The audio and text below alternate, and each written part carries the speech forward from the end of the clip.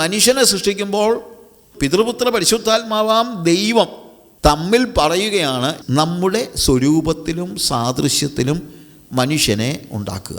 എന്താണ് ദൈവത്തിൻ്റെ സ്വരൂപവും സാദൃശ്യവും എന്ന് പറഞ്ഞാൽ? ഫിസിക്കലായിട്ടുള്ള സാദൃശ്യമൊന്നുമല്ല.